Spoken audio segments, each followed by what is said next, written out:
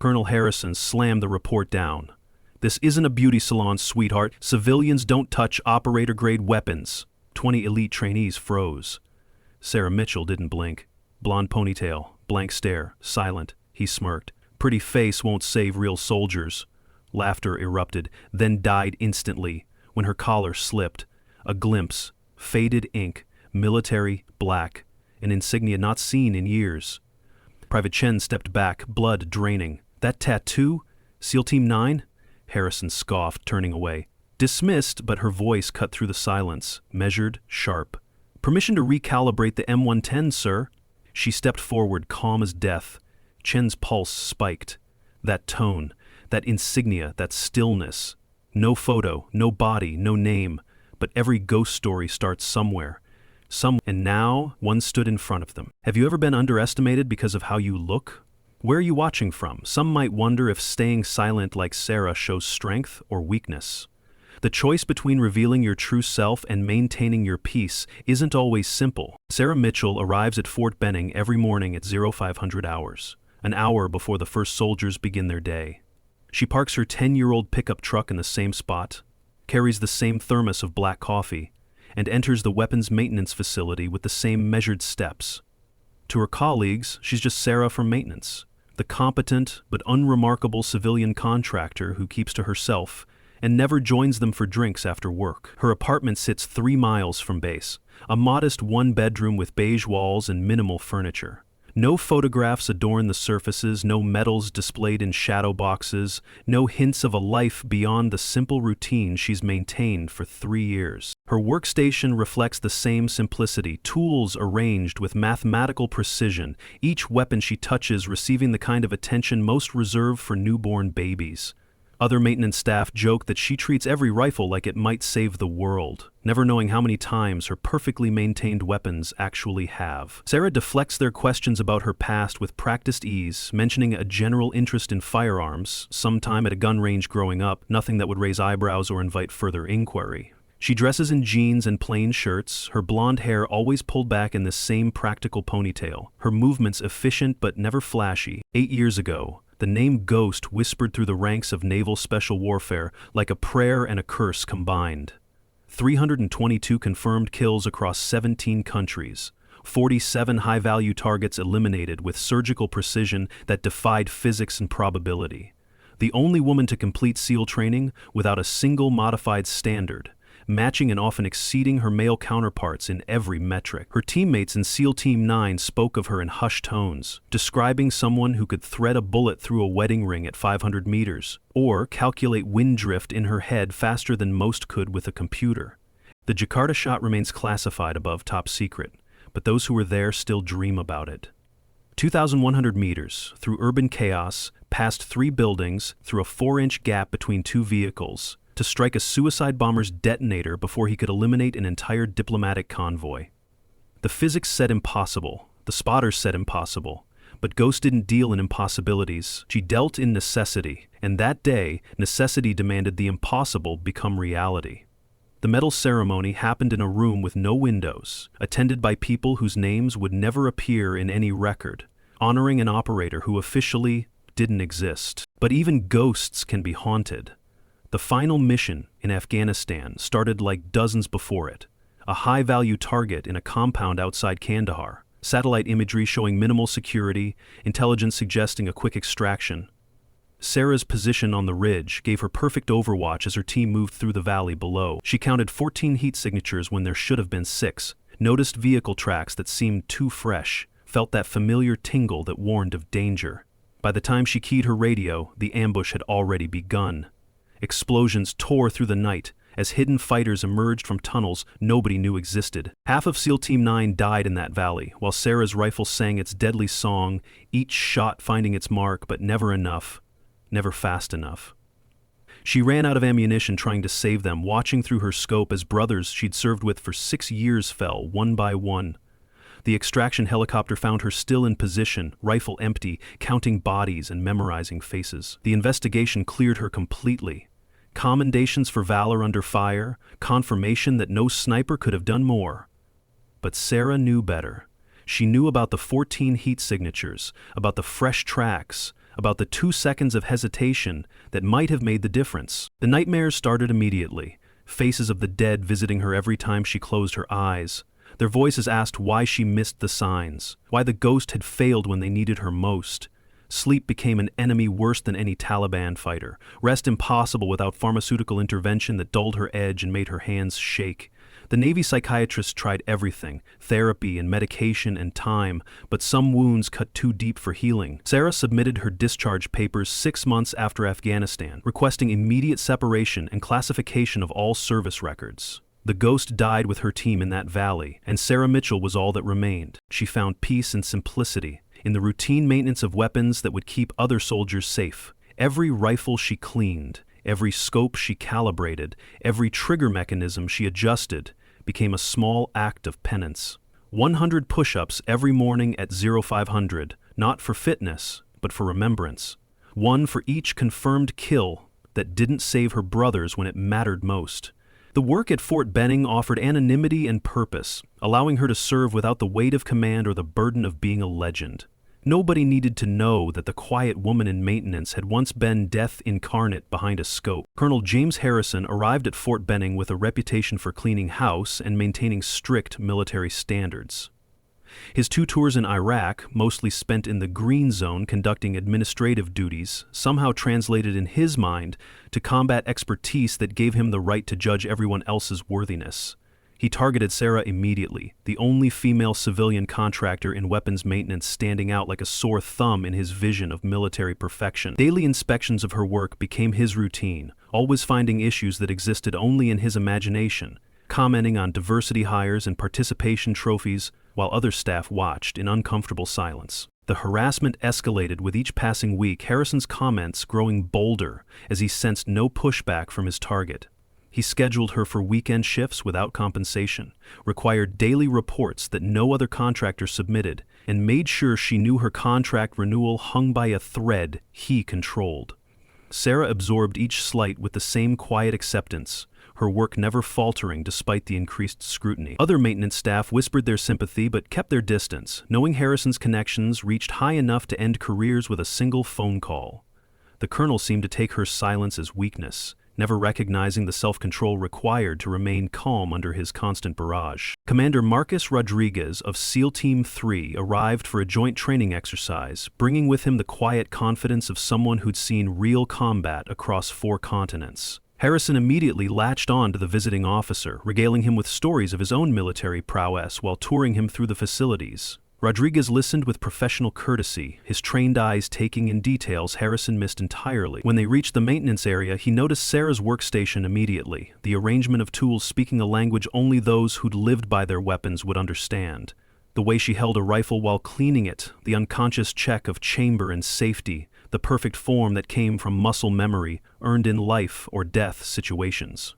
Harrison's voice carried across the workspace as he criticized Sarah's latest report, making sure Rodriguez witnessed his leadership style. The maintenance supervisor tried to intervene, explaining that Sarah's work exceeded every metric, but Harrison cut him off with a wave.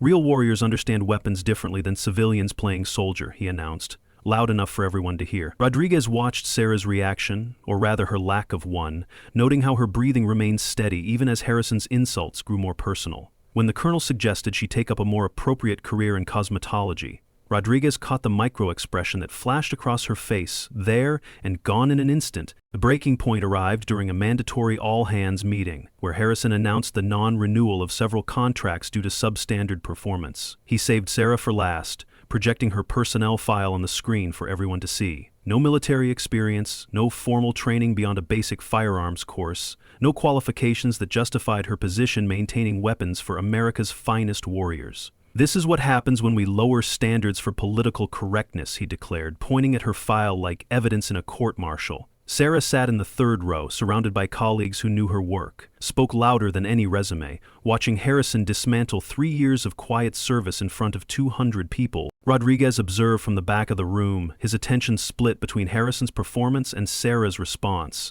Her hands rested on her knees, completely still except for one moment when they clenched and released, a gesture so quick most would miss it. but Rodriguez had seen that exact movement before, in operators fighting to maintain control when every instinct screamed for action. Harrison continued his presentation, explaining how the base would implement new standards that would ensure only qualified personnel touched their weapons.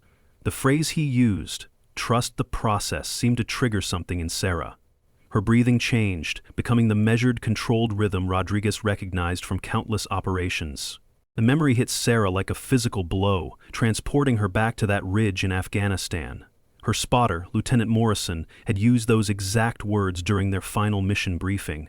"Trust the process, Ghost," he'd said, with that crooked smile that made everyone believe everything would work out. Morrison died first in the ambush, RPG turning his position into smoke and memory, while Sarah's scope tracked targets through tears she couldn't afford to acknowledge. The weight of dog tags in her pocket brought her back to the present. 5 sets she carried every day, 5 names she whispered every morning during those 100 push-ups. Harrison's voice faded into background noise as more memories surfaced unbidden. The young private who'd asked for shooting lessons between missions, eager to earn a sniper tab like his hero. The communications specialist who kept her supplied with terrible coffee and worse jokes during 40-hour Overwatch positions. The medic who'd patched her up after a lucky ricochet, joking that ghosts weren't supposed to bleed, all gone in 23 minutes of sustained combat that played on repeat behind her eyes. Sarah forced herself to focus on Harrison's presentation, on the present rather than the past, but her body remembered what her mind tried to forget. Rodriguez stepped forward as Harrison concluded his remarks about maintaining excellence through proper personnel selection. "Colonel, may I see that weapon?" he asked, pointing to a rifle Sarah had just finished maintaining. Harrison handed it over with a flourish, expecting the SEAL commander to find the flaws he'd been documenting. Rodriguez examined the weapon with expert hands, checking balance, action, and sight alignment, with movements that spoke of decades of experience. His expression shifted from professional interest to something approaching awe as he recognized the level of precision in the maintenance work. "This is master-level work," Rodriguez announced, his voice cutting through the room's murmur. "I've only seen 3 people achieve this level of precision in my entire career." Harrison scoffed, explaining that Sarah was just a civilian contractor with no real understanding of combat requirements. Rodriguez turned to study Sarah directly, his eyes narrowing as pieces of a puzzle clicked into place. "That breathing technique," he said quietly, moving closer to where she sat. "Coronado?" The question hung in the air like a challenge, and for the first time since Harrison began his campaign, Sarah's mask slipped. The micro-expression lasted less than a second, but Rodriguez caught it, recognition flooding his features. "The Jakarta shot," he continued, his voice dropping to barely above a whisper that somehow carried throughout the silent room. 2,100 meters through urban terrain to save a diplomatic convoy. Only one person ever made that shot. Sarah's hand moved unconsciously to her collar, a defensive gesture that shifted her shirt just enough to reveal what she'd kept hidden for 3 years. The partial tattoo became visible, a sealed trident interwoven with spectral imagery and the numbers that meant everything to those who understood them. Rodriguez went rigid, his body snapping to attention as if greeting a senior officer. "My God," he breathed. "You're the Ghost!" The room exploded in whispers as the legend collided with reality. Young SEAL trainees who'd grown up hearing stories of the Ghost looked at Sarah with expressions ranging from disbelief to reverence. "The Ghost is real," one whispered, "and she's been here all along?" Harrison's face drained of color as he processed Rodriguez's words, his mouth opening and closing without sound. "That's impossible," he finally managed. "The Ghost was—" Sarah spoke for the first time since the meeting began, her voice carrying the quiet authority of someone who'd commanded life and death. "A man? 7 feet tall? Dead?" "Stories grow in the telling, Colonel." Rodriguez turned to address the room, his voice carrying the weight of verified truth. "You've been insulting the most decorated sniper in SEAL history. 322 confirmed kills across 17 countries. 47 high-value targets eliminated.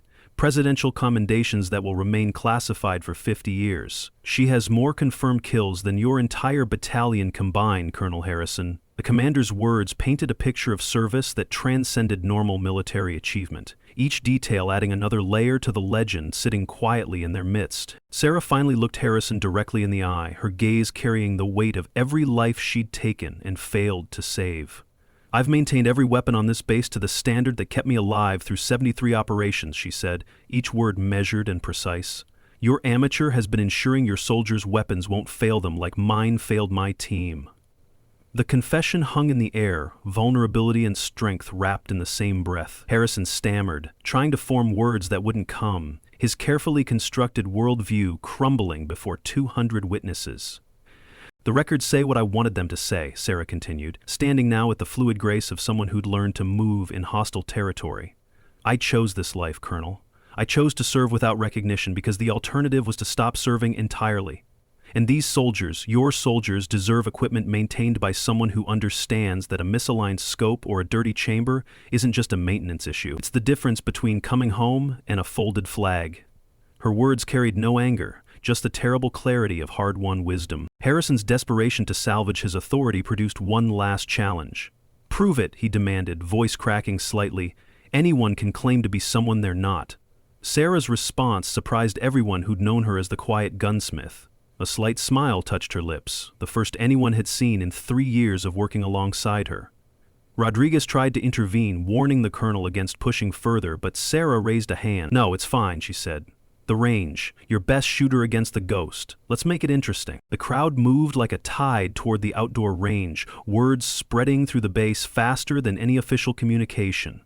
Master Sergeant Thompson, the base's designated marksman instructor and competition champion, accepted the challenge with professional dignity.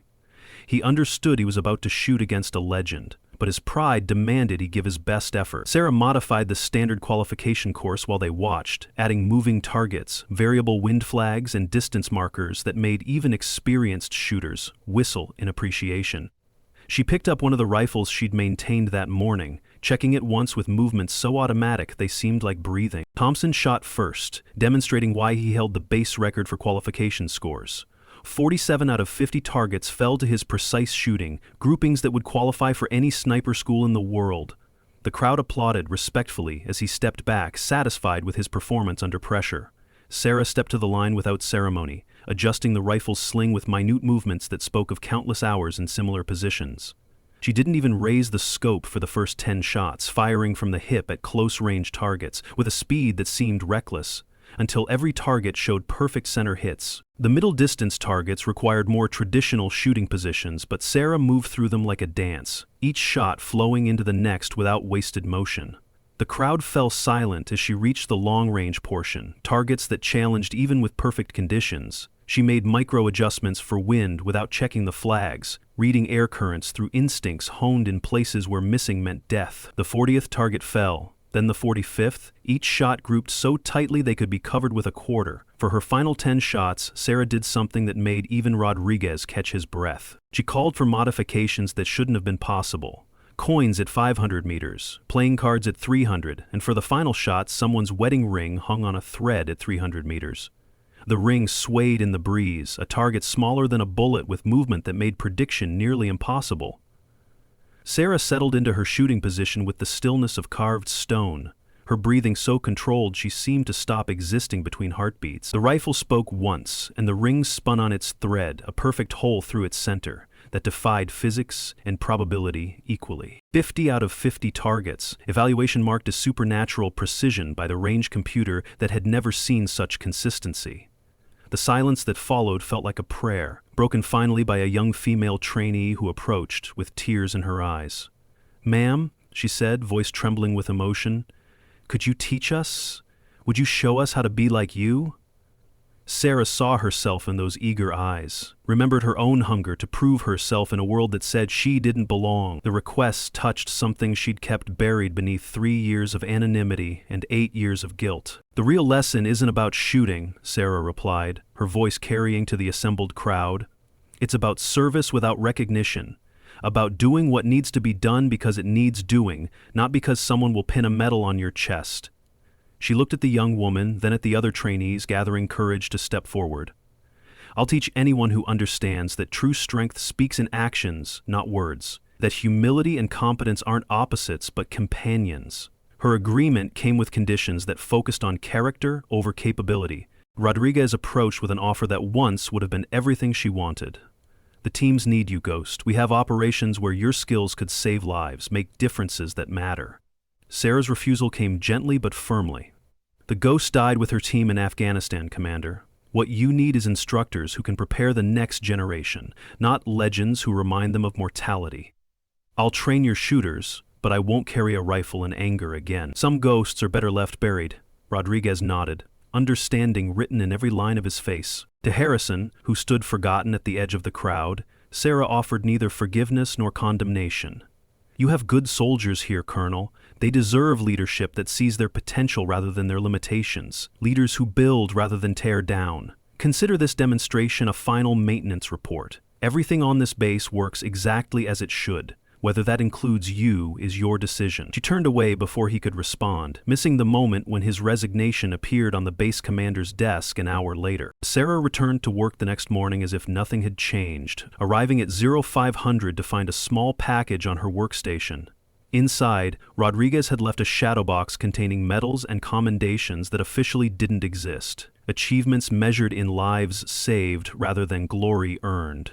The note attached read simply, "For when you're ready to remember the good with the bad." Sarah hung it in the maintenance room without fanfare, another tool among many, its significance known only to those who recognize the symbols of sacrifice. Her training sessions became legendary, without trying to be, focused on fundamentals that went beyond marksmanship. She taught breathing techniques that calmed racing hearts, visualization that turned pressure into precision, and most importantly, the mental discipline that separated technicians from artists. Students called her ma'am. With reverence, she deflected with practiced ease. "Just Sarah," she corrected each time, because titles belonged to the person she used to be, not the teacher she'd become. The young female trainee from that first day became her most dedicated student, absorbing lessons that went far beyond trigger pull and wind calls. Harrison's replacement arrived within a month, a commander who treated every member of the base with professional respect. He made a point of visiting the maintenance facility on his first day, spending an hour discussing equipment needs with the staff Harrison had dismissed. Sarah noticed but didn't acknowledge the change, focusing instead on her work and the steady stream of soldiers seeking guidance. The new dynamic shifted the entire base's culture. Competence valued over connections, results over rhetoric. 6 months after the revelation, Sarah stood alone at the range as dawn painted the horizon in shades of memory. She set up a shot that matched Jakarta exactly, 2,100 meters to a target that existed more in her mind than reality. The calculations came automatically: wind speed and bullet drop, elevation and drift, all the variables that made long-range shooting an art form. But this shot wasn't about proving anything to anyone. It was about remembering why she'd taken all the others. The rifle settled into her shoulder like an old friend, familiar despite the years of separation. Sarah's breathing slowed to match her heartbeat, each exhale releasing a name into the morning air. Morrison, who'd trusted the process until the very end. Williams, who'd saved her life twice before she couldn't save his. Martinez, Chen, and Roberts, brothers in arms who'd followed her spotting calls into that valley, believing Ghost would keep them safe. The trigger broke clean at the natural pause between breaths, the bullet flying true across impossible distance to strike dead center. She packed the rifle with the same methodical care she brought to every task, each movement a small ritual of respect. The sun climbed higher, casting her shadow long across the range where she'd proven what never needed proving. As she walked back toward the maintenance facility, Sarah whispered the words that had become her morning prayer. 5 names that would never appear on any official record, but lived in every weapon she touched. The ghosts of Afghanistan would always haunt her, but they no longer held her prisoner. True warriors don't seek war, her thoughts settled into a truth learned through terrible cost. They seek peace, understanding that violence is sometimes necessary but never glorious. When that peace faces threats, real warriors don't announce their presence with boasts or bravado. They simply do what must be done with competence and humility, then fade back into the shadows where legends live. Sarah Mitchell understood this better than most, having been both legend and liability, hero and haunted, the ghost who'd finally found peace in serving without glory. What would you do if someone questioned your expertise in your own field? Let me know in the comments below. Sometimes the greatest strength lies not in proving our worth to critics, but in continuing our work regardless of recognition. Sarah's story reminds us that true expertise speaks through actions, not arguments, and that the most powerful response to disrespect might be the quiet dignity of competence. The maintenance facility hummed with its usual morning activity as Sarah began her day's work. Young soldiers stopped by more frequently now, some seeking technical advice, others simply wanting to be near someone who transformed from myth to mentor. She treated each with the same patient attention, whether they asked about trigger control or how to handle the pressure of expectation. Her answers always focused on fundamentals, on the basics that separated good shooters from great ones. But her lessons carried deeper wisdom about service and sacrifice. One morning, the female trainee Sarah had first agreed to teach brought coffee and a question that went beyond marksmanship. "How do you carry it?" she asked, "the weight of what you've done and what you couldn't do?" Sarah's hands never paused in their work, but her voice carried the weight of hard-won understanding. "You carry it by choosing how it shapes you," she replied. "Every life taken, every life lost, becomes part of who you are. The question is whether you let it make you bitter or better. I chose to let my ghosts guide me towards service, instead of away from it." The shadow box Rodriguez had left became a teaching tool, without Sarah intending it. Young soldiers studied the medals and ribbons, recognizing some, puzzled by others, that existed in classification levels they'd never reach. One asked about a particular commendation, its meaning lost in military symbolism. "That's a reminder," Sarah explained, "that honor doesn't need announcement. Every medal in that box represents a moment when doing the right thing mattered more than who got credit. The real reward was coming home when others didn't, carrying their memory forward in how we serve." Her influence spread beyond the shooting range in ways she never anticipated. Soldiers began maintaining their weapons with newfound respect, understanding that each rifle represented trust between warriors. The culture of the base shifted subtly but significantly.